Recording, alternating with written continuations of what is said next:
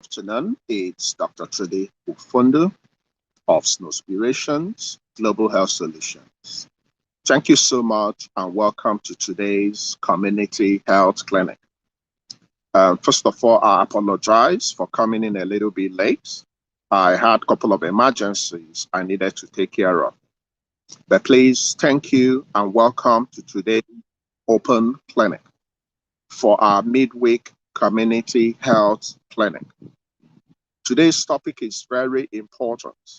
So today we're going to look at the possibility of IVF causing cancer. Is there any possibility that the medications and the process of IVF can cause cancer? So it's a very contentious topic. It's a topic of great importance because when you're looking for a baby, you don't want to put yourself in such a place that at the end of the day, when you eventually become pregnant and when you eventually have your baby, you might develop some problems. So today we're going to look at the facts. We're going to look at the figures. We're going to look at the reality on issue of IVF and cancer. So I want you to assemble. I want you to announce your name and your location. Then you focus on my admin.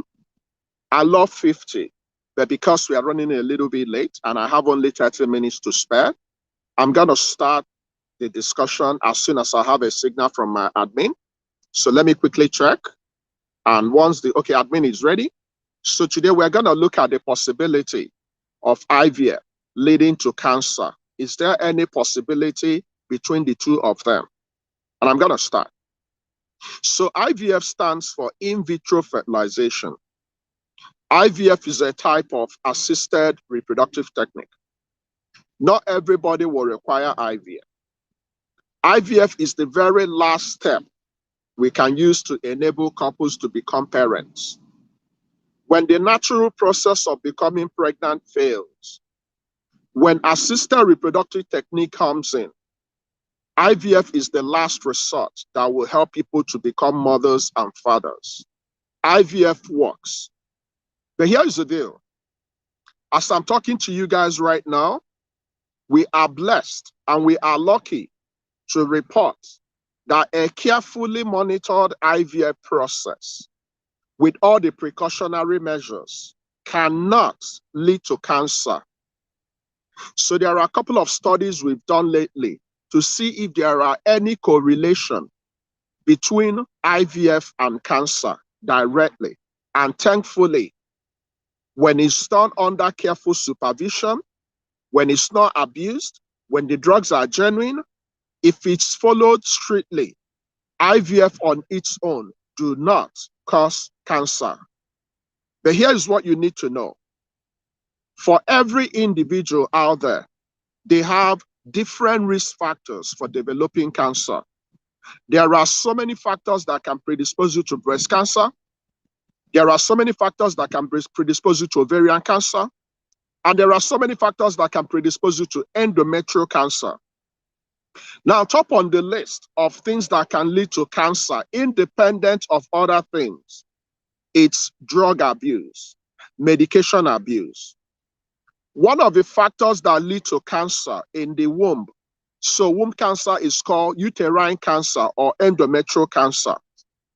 When we have an unopposed action of estrogen in the body, especially in the womb, it can lead to cancer. Thankfully, when we are going for IVF, the same drug we give you can cause cancer if it's not supervised. When you go about taking Clomid without prescription, without monitoring, without evaluation, you can predispose yourself to developing what? Cancer.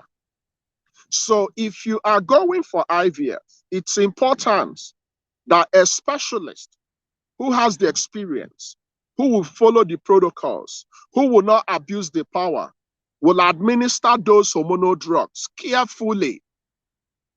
So when you're going for IVF, what do? We are going to bring the woman, we are going to bring the man, we are going to start administering a lot of hormone drugs to the woman to stimulate the ovaries. When the ovaries are stimulated, We will collect the eggs we will use for that particular procedure. We will go to the man. We'll collect the sperm. We'll check the sperm and make sure that the sperm is good. Now we are going to combine the eggs we got from the woman and the sperm from the man outside the body of the woman. When we succeed in having fertilization, the union of the egg and the sperm will lead to embryo.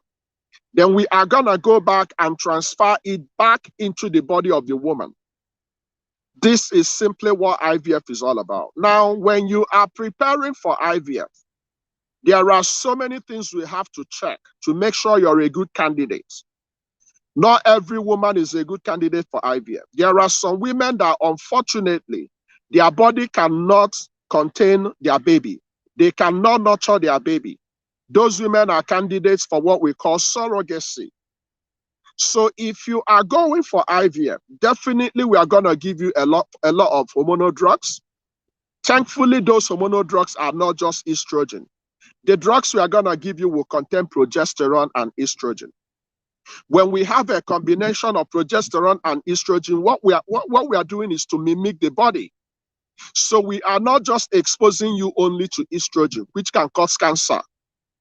But when you go through a quack, when you go to someone that is not trained, when they are not following the protocols, you can be predisposed to having cancer. So it's important that if you are going for IVF, you must go through a specialist. You must go through an experienced provider. You must go through a careful provider. You must go through someone that will give you the real drugs. When you are going through preparation of IVF, there are a couple of complications that can happen. We can suspend the cycle. Some women can have what we call OHSS, ovarian hyperstimulation syndrome. When this happens, we can suspend your cycle. So when you are going for IVF, we are careful with the dosage we give you. For every woman, the dosage of the drug we will give her will be dependent on her body weight and her height. Now, there are some factors that might likely predispose you to developing cancer. They are called risk factors. Some women might have familial history of cancer. So if your mom or your sister or your auntie or your dad had cancer, you have a family history of cancer. So we need to be careful with you. Now, some women have estrogen or progesterone sensitive cancer. Some women can have familial history of breast cancer. Some women can have familial history of ovarian cancer. Some women can have familial history of endometrial cancer. When you have this, the approach to your IVF will be different. Now, besides the drug we will give you, your lifestyle and your medical conditions can predispose you to developing cancer. Some women have diabetes. Some women have very high BMI. So if you are overweight or if you have obesity problem, and if we are treating you for IVF, obesity and diabetes might be a risk factor to developing cancer. Why? Gross overweight is a factor of its own that can lead to cancer. So imagine when you have a family history of cancer, you are not exercising, you are taking all the incessant drugs out there, you are having a very high body weight. What will happen? You will have an increase in the probability of developing cancer. So when you are going for IVF, we have to ask you a lot of questions. Now, some women might also be predisposed to having cervical cancer. One of the factors that lead to cervical cancer is HPV, human papillomavirus. Human papillomavirus is a virus you can pick through sexual contact. In our population, there are so many people that will have HPV, but because most times it will not give you symptoms, you will not know. How do you know you have predisposition for HPV? You go for HPV screening. But generally, women are advised to go for pap smear. When you go for pap smear, we keep an eye on your cervix to know if there are changes that will happen in your cervix, which can be indicative you might likely have cervical cancer. So cancer prevention is a general approach. You have to maintain a very good lifestyle. You have to exercise. You have to avoid smoking. You have to avoid alcohol. You have to keep a very good body weight. Then when you are preparing to go for IVF, you go to a specialist. When you observe this, you will likely prevent yourself from developing cancer. But when you go about abusing drugs, there are some people that have been abusing drugs from day one. There are some women that binge on Postinol.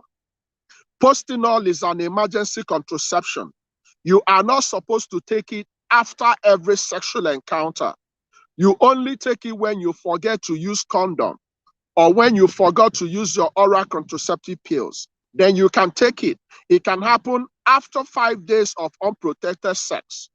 Postinol can prevent pregnancy, but unfortunately, some women gulp Postinol because you can easily get it over the counter. When you begin to take a lot of Postinol, then you graduate to taking Clomid by yourself without supervision, and you eat silly, careless fast food, and you don't exercise, and your body weight is above 25.5, you have a higher tendency of developing cancer. When your mom has breast cancer, when your daddy had prostate cancer, or any member of your first family, if they develop cancer, you have a cancer family history. You need to be careful. The key in defeating cancer is time. The time for detecting the cancer. The earlier cancer is detected, the better. Now you need to pay attention to your body. Most breast cancers can be discovered early. So you need to know how to conduct breast self-examination. Most breast cancers will start with lump.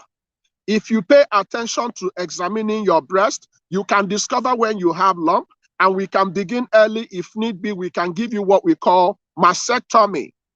Mastectomy is the surgical removal of your breast. Unfortunately, in Africa, because of our cultural and religious practices, most people believe that cancer is evil, from evil spirit. Most people don't even believe in cancer. So by the time it's late, they will spiritualize it. And most people that have cancer will not survive.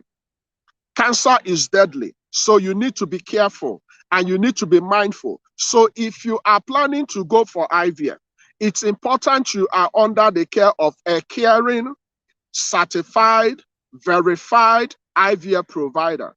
And we have that in our group. So if you are in Lagos and after all the assessment, they told you that the only way you can become pregnant and have a baby is IVF, please don't go by yourself. We can refer you. We can monitor you. We can send you to a caring provider that will follow the protocols. IVF is not something anybody can conduct. It's important you go to the right place. We can help you in this group. I can help you. So if you are currently going through IVF, be mindful that IVF, when it's done properly, cannot lead to cancer. But when it's not done properly, might predispose you to cancer. And here is the deal. Some of the practitioners lately are only interested in telling you to come back after the first failed IVF. Before you go back for repeat IVF, we have to analyze. We have to give your body to recover. Unfortunately, some providers are very quick to go back and they start exposing you to drugs. Remember that the drugs we are giving you for IVF contains estrogen, contains progesterone, and other hormones. So it must be fully monitored. When you increase the level of artificial hormones in your body, you can predispose yourself to cancer. You do not want to have a problem of succeeding to become a mother, then you develop cancer. In our group, we believe in the woman being alive. We believe in the baby being alive. So the babies can see their mother. So the mothers can see their babies. So the mothers can watch their babies grow. This is the joy of becoming a mother. We don't want you to become pregnant, then you develop cancer. So we are very careful. The only drug you can take, the only medication you can take in this group, only approved by us, is what? Your prenatal multivitamins, including your paracetamol. It must be justified. So the only approved drug, you can walk into the chemist, you can walk into a pharmacist and you buy, it's what? your prenatal multivitamins. Every other drug must be approved by your provider and properly monitored, including your antibiotics. Be very careful. So if you are currently binging on Postinor, stop. You can use condom, you can avoid sex, or you can go for oral contraceptive pills, or you can go for the other 13 different methods. But please stop drinking Postinor as if it's water. You might pay the price in the future. Also, stop abusing Clomid. Clomid is a very important drug. Clomid can help you and harm you. When you build the level of Clomid in your body, and you're building the level of contraceptive pills in your body, when you expose yourself to harmful chemicals in the environment, which we call carcinogens, you can develop cancer. Unfortunately, most cancers in Africa are diagnosed very late. Most people that have cancer will first of all be in denial. They will first of all go to prayer houses. Before you blink, they will die. So I'm going to open the clinic now, and I'm going to give you an opportunity to ask me questions based on this particular important topic. So the summary is IVF, when it's done carefully on its own merit, will not lead to cancer. But when you go about taking hormone-related drugs by yourself, especially the one that has unopposed action of estrogen, you can develop cancer. If you have family history of cancer, your mom had breast cancer, your mom had ovarian cancer, endometrial cancer, any type of cancer, you have a family history of cancer. The same thing is applicable to your dad. So you must be what?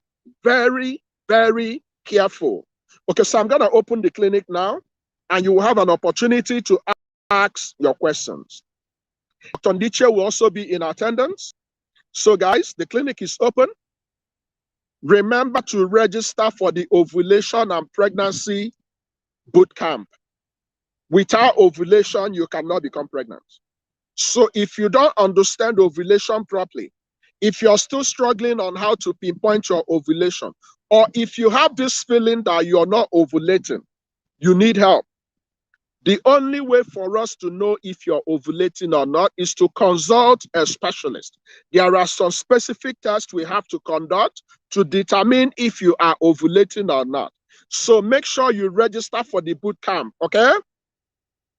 All right, the clinic is open now. Please start asking your questions. Okay, start asking your questions. We are looking at the possibility of IVF causing cancer. And I said that IVF, when it's supervised and done properly, do not cause cancer. Okay, let's see. What are the early signs of cancer to look out for? It depends on the cancer you are referring to. In the breast, early signs of cancer can be a discovery of lump. So if you know how to examine your breast, then suddenly you are examining your breast and you feel like you have an orange in your breast. It can also present with breast pain, but you need to be careful. Most women will experience breast tenderness.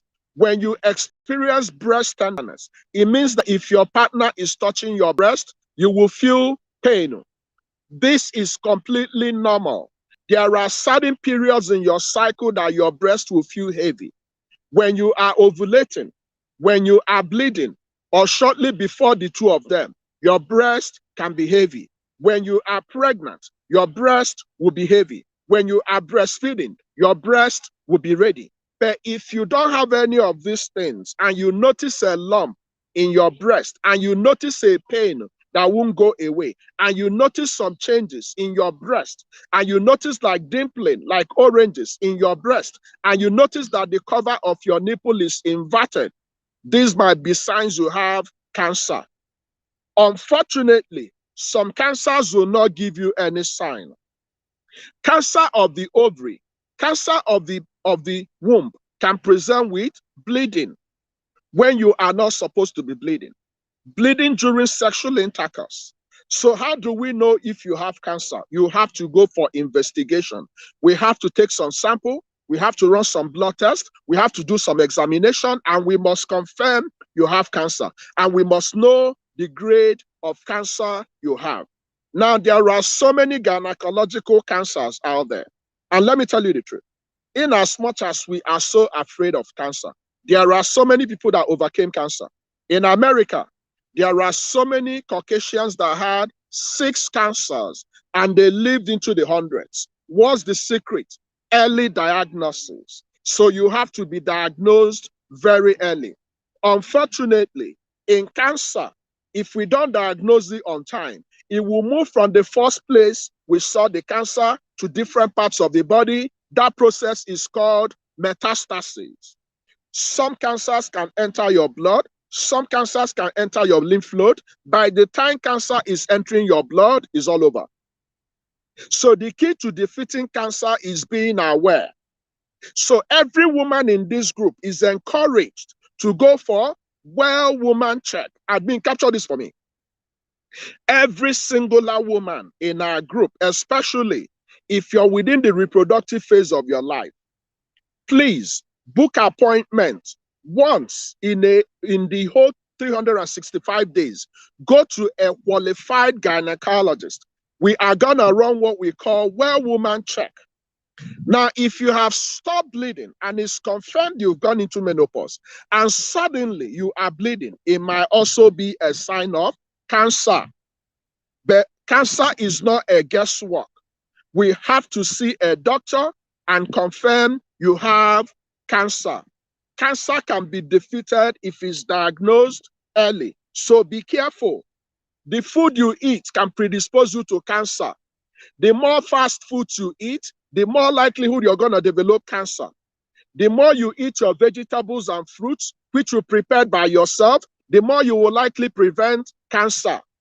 The more you exercise, the more you avoid stress, the more you don't smoke, the more you don't drink alcohol, you are preventing cancer. But if you do the opposite, you are predisposing yourself to cancer. So cancer is grossly preventable. So if you form the habit of eating fast food instead of the food you will cook for yourself, stop right now. Okay, let's continue. Is it true that copper IUCD predisposes a woman to cancer? Not true, my dear. Copper IUD is a type of intrauterine contraceptive device which you carefully put inside your body to prevent pregnancy. Cancer is not one of the adverse effects or complications. Completely fallacious. Okay, let's continue, guys. Let's see what we have. Okay? Good evening, doc. They diagnosed you of pelvic adhesions after fibroid surgery. Unfortunately, anytime you've been operated on, adhesion is one of the complications that can happen. So adhesions are scar tissues. And what should you do? You need to go back to your gynecologist. We need to remove those adhesions. So adhesions are like thorns on the cover of your cervix or the cover of your womb. If we don't remove it, you will not be able to achieve pregnancy. Thankfully, there are some minor surgical procedures we can use to remove the adhesions, and you can have an opportunity to become pregnant again. Okay? Okay, guys, keep asking your questions. I have a few more minutes. Remember, today we are looking at the possibility of IVF causing cancer. Okay? But it's time for questions, so please keep asking your questions, please.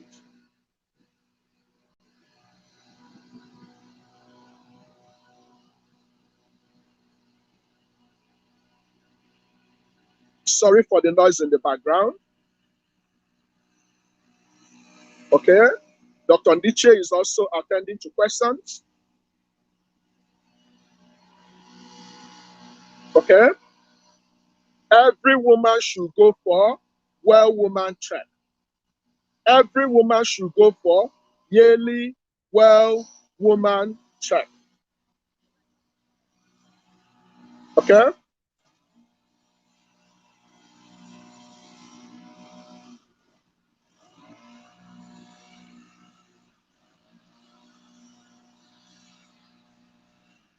Okay, let's see. Okay, please continue asking your questions. I'm looking for questions to provide you feedbacks.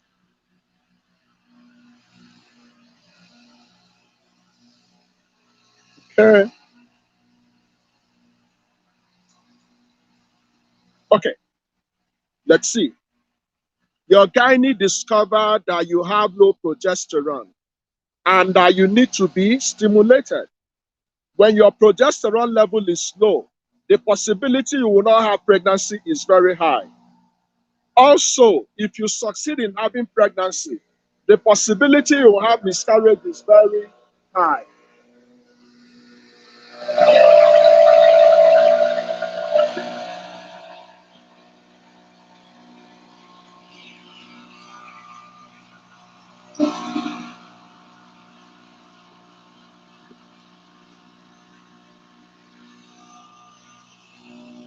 Okay? If someone tests negative for HPV test, what's the best time to test again?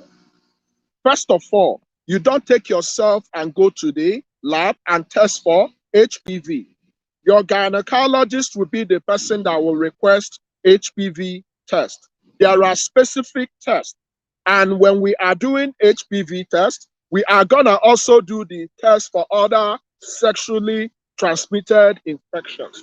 So we check for gonorrhea, we check for chlamydia, we check for syphilis, we check for herpes, we check for HIV, including HPV. So your doctor will be the person that will determine how frequent you will go for check. Don't go by yourself, okay? All right, guys, let's continue.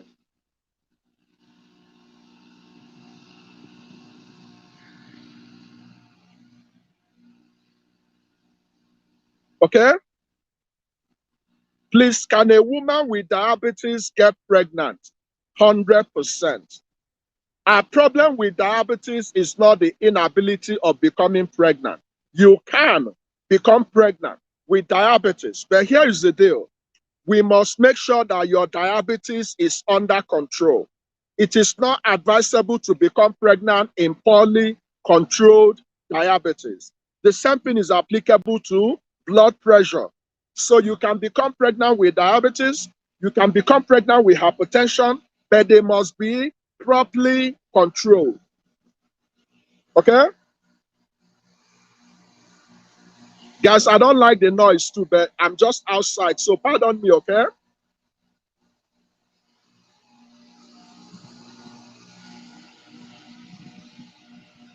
You had fibroid surgery on the 19th of July, and you are still having pains in your stomach, but you're taking your drugs. My sister, July was just last month, so it's not unusual to have pain. Pain is part of the presentation when you have surgery. But here is the deal. Make sure you've gone back for follow-up. Sometimes when you have excessive pain, it might be a sign of infection, but it's not unusual to still have pain when you have been operated last month. It's expected, okay?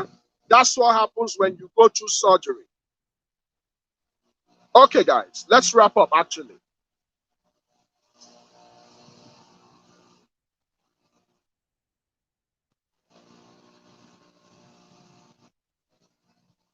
Okay? You are having much gas in your tummy. What's the cause? You can't really press your tummy. Very painful. You need to go and see a doctor. You need to see a gynecologist. There is no way I will know why you're having such pain. Pain is a non-specific sign. So book an appointment, see a gynecologist, then we can determine the type of pain you're having, okay? Anytime you have pain or any symptoms, please go and see your doctor. Okay, I'm going to take care of this question, then I'm going to go for the day, okay?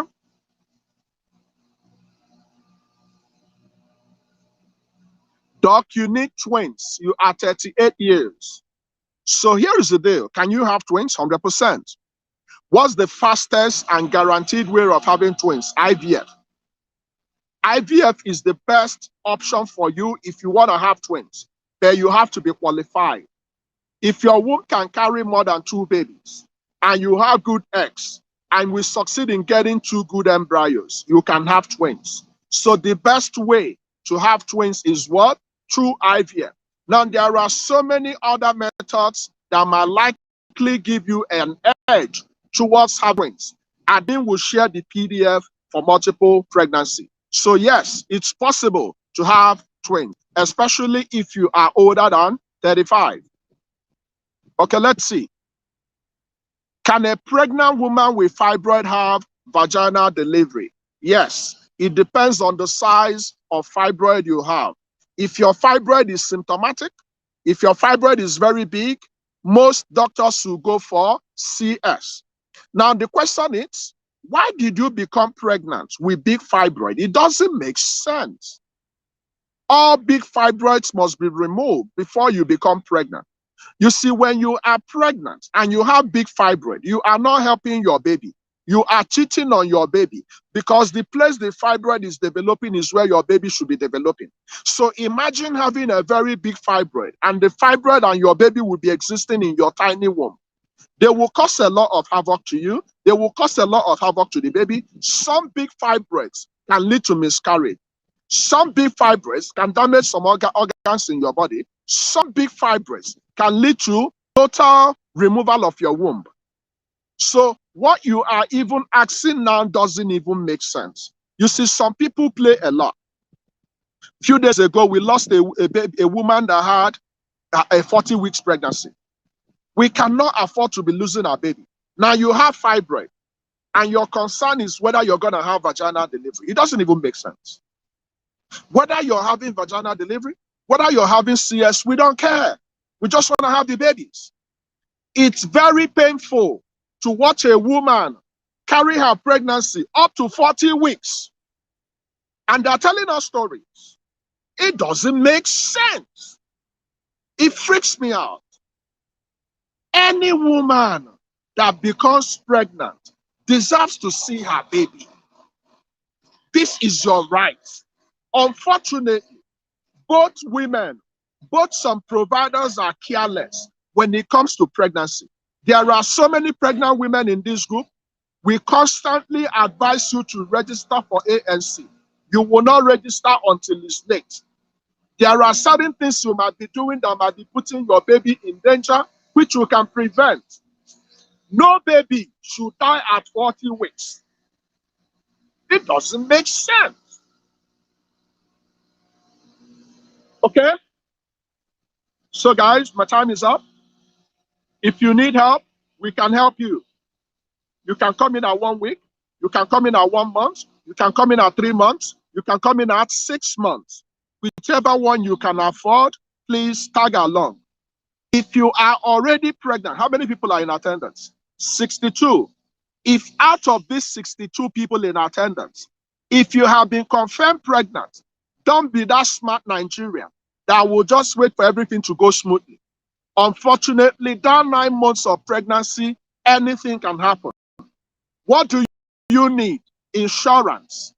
What's just insurance? ANC. Why? Because when you have problems, a caring doctor can help save your babies. We've saved thousands of babies. Please listen to me carefully. If you are not ready to attend our ANC, that's fine. But please, don't come to my inbox when you begin to have complications. Because by the time you start bleeding, by the time you're having pain, by the time water is coming out of your body, it's already late. But when you're in our ANC lounge, when you use your opportunities daily, when you have problems, we can begin to do the right things on time. No woman should be pregnant and lose her baby because of carelessness, because of your attitude, because of your smartness. The biggest, admin, capture this for me. The biggest investment you can make today as a mother is in your baby. There's no amount of money you can spend to have a good baby that will be too much. Just like there is no amount of money you can spend to start your family that will be too much. Even if you spend 1 billion to have 1 baby, that's okay. Money is paper. So be wise. if you have the resources, go and register for ANC. Every singular pregnant woman must conduct 3 tests: urine test, blood test, and ultrasound. Once we confirm that the pregnancy is developing okay inside your womb, you need to register for ANC immediately, especially if you are above 35, especially if you have been looking for a baby for a long time. Few weeks ago, a lady that had been looking for a baby for 15 years succeeded in becoming pregnant, but she felt she has not succeeded and she disappeared until later she lost the baby. There are so many things we can do to prevent you losing your baby. The worst day in my life is seeing a baby that should be here with us dying. We have to stop this from happening. We cannot keep waiting for the government to save our babies. We cannot keep blaming people. You have to be a good advocate of your baby. This is why you need your knowledge. Okay, so enjoy the rest of your day. All questions about ovulation we are going to address during the boot camp. So register. Make sure you join Dr. Ndishie tomorrow. Now, if you stay late nights, please join me for my YouTube live. I love you guys, and I'll see you guys tomorrow. God bless you.